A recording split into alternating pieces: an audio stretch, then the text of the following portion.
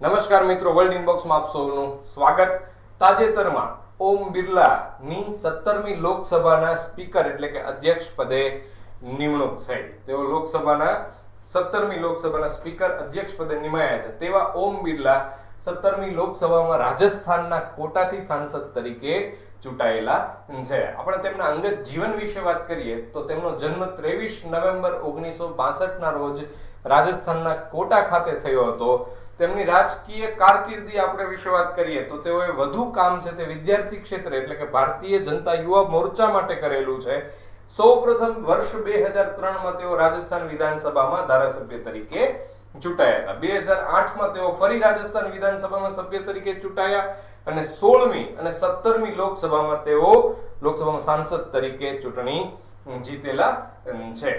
અને આ 17મી લોકસભાની ચૂંટણીમાં આપણે વાત કરીએ તો સુમિત્રા મહાજન જેઓ 16મી લોકસભાની અંદર સ્પીકર એટલે કે લોકસભાના અધ્યક્ષ પદે જેઓ સેવા આપી હતી તેનીના સ્થાને 17મી લોકસભામાં ઓમ બિરલાની નિમણૂક થયેલી છે. ત્યારબાદ આપણે વાત કરીએ કે આપણું જે 17મી લોકસભાનું પ્રથમ સત્ર છે તે 17 જૂન થી 26 જુલાઈ દરમિયાન યોજાઈ રહ્યું છે. ત્યારે પ્રોટેમ સ્પીકર તરીકે નિમણૂક થઈ હતી વિરેન્દ્ર કુમારની.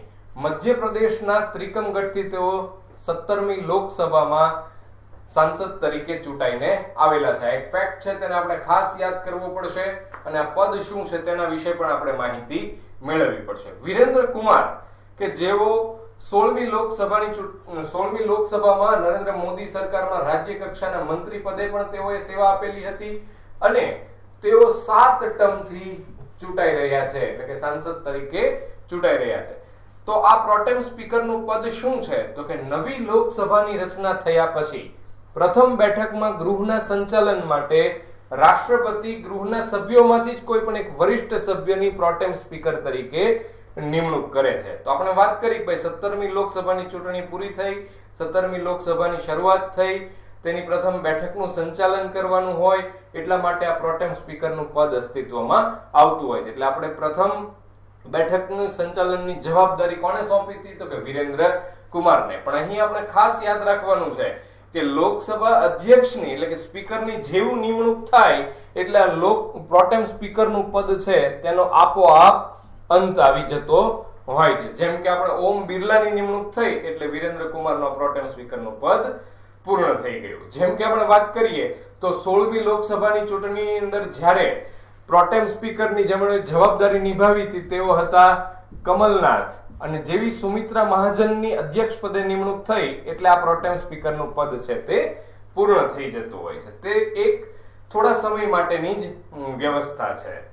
ત્યારબાદ આપણે માહિતી મેળવીએ કે ભારતીય બંધારણમાં લોકસભા સ્પીકર કે અધ્યક્ષ વિશે શું દર્શાવવામાં આવેલું છે અથવા શું જોગવાઈઓ છે તો કે અનુચ્છેદ 93 એટલે કે આર્ટિકલ 93 અનુસાર લોકસભાની ચૂંટણી પશ્ચાત ઝડપી ધોરણે લોકસભાના સભ્યો દ્વારા પોતાના સભ્યોમાંથી એક સભ્યને સ્પીકર તરીકે એટલે કે અધ્યક્ષ તરીકે નિમવામાં આવશે.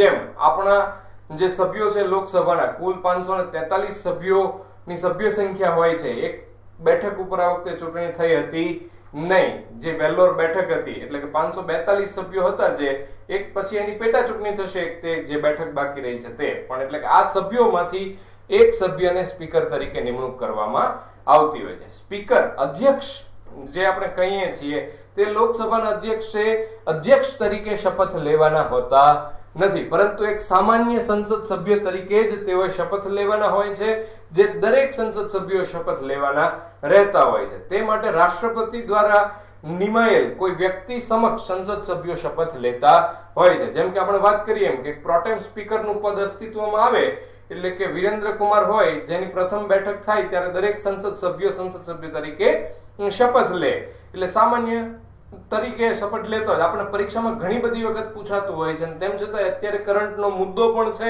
નિમણૂક પણ થઈ છે.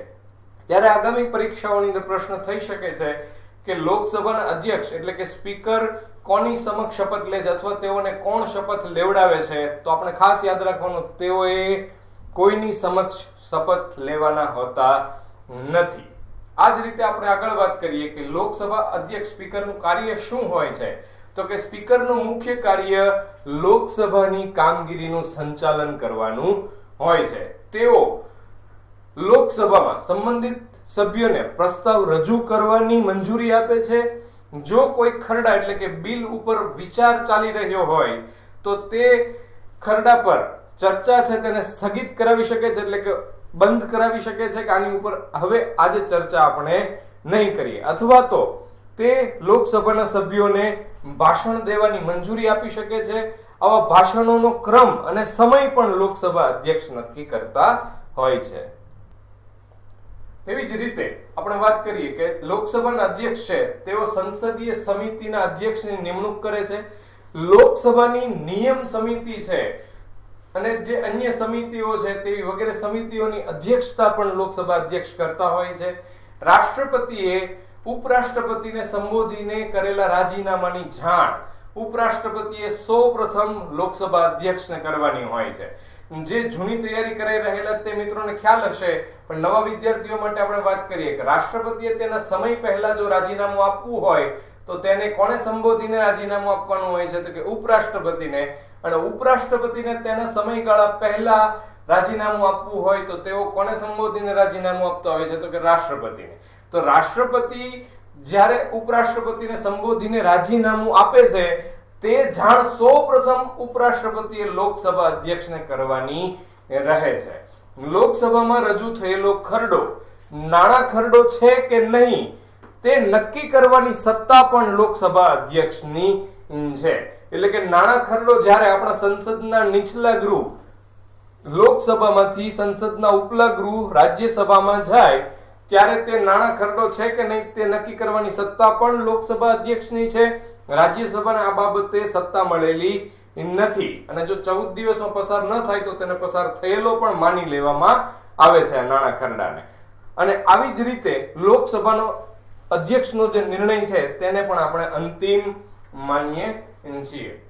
સંસદના બંને ગૃહોની બેઠક બોલાવવાની જરૂર પડી હોય, જો કોઈ ખરડા સંદર્ભે મતભેદ થયો હોય ત્યારે, તો તેવા સંસદના બંને ગૃહ એટલે લોકસભા અને રાજ્યસભા બંને ગૃહોની બેઠકની અધ્યક્ષતા પણ લોકસભા અધ્યક્ષ કરતા હોય છે. લોકસભામાં જો કોઈ ખરડાને પસાર કરવા અંગે મતોની ટાઈ થાય ત્યારે લોકસભા અધ્યક્ષે તેઓને નિર્ણાયક મત આપવાનો અધિકાર રહેલો છે. એટલે હું એમ કહું કે કોઈ ખરડા ઉપર મતદાન ચાલુ હોય એ દિવસે કદાચ સંસદની અંદર 400 સભ્યો હાજર હતા અને 200 સભ્યોએ પોઝિટિવ રહે અને 200 સભ્યો છે તે નેગેટિવ રહે, આવી રીતે મતદાન થયું તો એક મત છે એટલે કે તેને આપણે નિર્ણાયક મત કહીએ છીએ તે લોકસભા અધ્યક્ષ આપી શકે છે. એટલે કે અહીંયા 201 થઈ જશે તો આની જીત થઈ જશે, તો ખરડો પસાર થઈ ગયેલો ગણવામાં આવશે.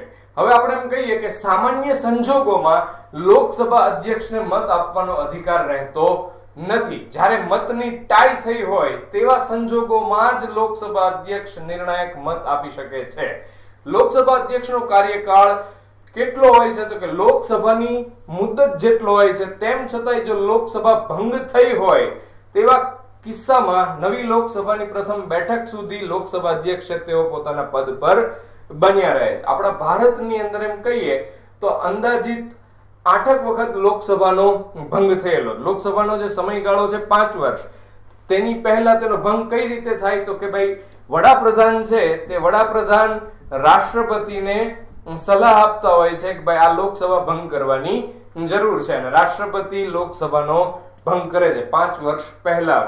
તો આ જ રીતે જ્યારે લોકસભાના અધ્યક્ષનો કાર્યકાળની વાત આવે તો કે ભાઈ લોકસભાની મુદ્દત જેટલી ચાલે તેટલો તેનો સમયગાળો હોય, પણ સમય પહેલા ભંગ થઈ હોય તો તેવા કિસ્સામાં નવી લોકસભાની પ્રથમ બેઠક સુધી તેઓ પોતાના પદ પર બન્યા રહે છે. આપણે વાત કરી કે નવી લોકસભાની પ્રથમ બેઠક યોજાય ત્યારે પ્રોટેમ સ્પીકરનું પદ આવતું હોય છે અને ત્યારબાદ અધ્યક્ષની નિમણૂક થતી એટલે પ્રોટેમ સ્પીકરનું પદ પૂર્ણ થઈ જતું હોય. લોકસભાના અધ્યક્ષને કેટલો પગાર અને ભથ્થાઓ આપવામાં આવે છે તો કે તે પહેલા તો સંસદ નક્કી કરતી હોય છે અને લોકસભા અધ્યક્ષને 1,25,000 રૂપિયાનો પગાર આપવામાં આવે છે. તેમ છતાંય ત્યાં ઓમ બિરલાનો પગાર છે તે 1,25,877 રૂપિયા ધ્યાને લેવાયો છે. સામાન્ય રીતે આપણને પરીક્ષામાં પ્રશ્ન પૂછાય કે લોકસભા અધ્યક્ષને કેટલો પગાર મળે છે તો કે 1,25,000.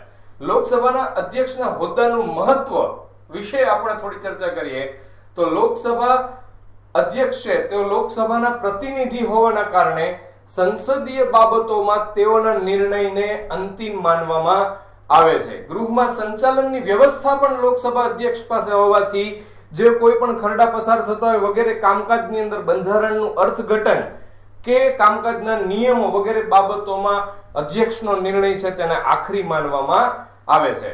લોકસભા અધ્યક્ષ ગૃહમાં જે કાર્યવાહી કરે તે અંગે તેની સત્તાઓ છે તેને કોઈ પણ અદાલતની અંદર પડકારી શકાતી નથી. તેમજ લોકસભામાં અધ્યક્ષ તરીકે તેઓની વર્તણૂક કે કામકાજ સંદર્ભે લોકસભામાં તેની ચર્ચા કે ટીકા પણ થઈ શકતી નથી. આપણી સંસદીય કાર્યવાહી છે તેના વિશે આપણે સૌ જાણીએ છીએ કે ઘણી બધી વખત ખુરશી અને માઇક ઉડેલા છે. તેવા સંજોગોની અંદર જ્યારે કોઈ પણ સમયે લોકસભા અધ્યક્ષે કડક વલણ અખત્યાર કર્યું હોય એટલે કે તેઓ લોકસભામાંથી સભ્યોને જે તોફાની જે સભ્યો હોય તેમને કાઢી મૂકે તો તેઓ લોકસભાની અંદર કે ભાઈ અધ્યક્ષ આમ કર્યું તેમ કર્યું તેવી ચર્ચા કે ટીકા તેમની કરી શકતા નથી. લોકસભા અધ્યક્ષ છે તેઓએ તેમના સમયગાળા પહેલા રાજીનામું આપવું હોય તો તેઓ કોને જાણ કરતા હોય છે તો કે લોકસભાના ઉપાધ્યક્ષને એટલે કે ડેપ્યુટી સ્પીકરને. તેવી જ રીતે ફેક્ટ છે તે તમને યાદ કરાવું છું કે ઉપાધ્યક્ષ છે તેને રાજીનામું આપવું હોય તો કોને આપતા હોય છે તો કે લોકસભાના અધ્યક્ષને. ત્યારબાદ લોકસભાના અધ્યક્ષને પદ પરથી દૂર કરવાની પ્રક્રિયા. મિત્રો આમ તો આપણે બંધારણ ભણતા હોય એટલે વાત કરવી જરૂરી છે, નહીતર આજે જ હજી નિમણૂક થઈ છે અને આપણે તેમને પદ પરથી દૂર કરવાની પ્રક્રિયા પણ ઠીક છે ભણવું પડે છે એટલે આપણે આ વાત કરીએ છીએ. સામાન્ય રીતે લોકસભા ગૃહનો મહત્વનો હોદ્દો હોવાથી તેમને સુરક્ષા આપવામાં આવેલી છે. તેમ છતાંય લોકસભાના દરેક સભ્યો છે તેમાં એવો મત થાય કે ભાઈ આપણે આ અધ્યક્ષ છે તે યોગ્ય કામગીરી કરતા નથી, તેઓને આપણે પદ પરથી દૂર કરી દેવા છે. ત્યારે લોકસભા અધ્યક્ષને દૂર કરવા માટે એક ઠરાવ પસાર કરવામાં આવે છે. તે ઠરાવ પસાર કરવા પહેલા અને ઠરાવ ત્યારે જ પસાર થઈ શકે કે જો લોકસભાના 50 સભ્યોનો તેમાં ટેકો હોય અને જો 50 સભ્યોનો ટેકો થાય તો લોકસભા અધ્યક્ષને 14 દિવસ પહેલા એક નોટિસ આપવામાં આવે છે કે આ કારણોસર અમે તમને લોકસભાના અધ્યક્ષ પદેથી દૂર કરવા માંગીએ છીએ. અને પછી જો ઠરાવ પસાર થાય અને તેમાં નિશ્ચિત તારીખે મતદાન થતું હોય છે કે લોકસભામાં જે કુલ સભ્ય સંખ્યા છે તેનાથી 50% થી વધુ મતો મળે કે ભાઈ હા અમારે દૂર કરવા છે તો અધ્યક્ષને દૂર કરવાનો ઠરાવ પસાર થઈ ગયેલો મનાશે ને લોકસભા અધ્યક્ષે તેનો હોદ્દો પણ છોડી દેવો પડશે.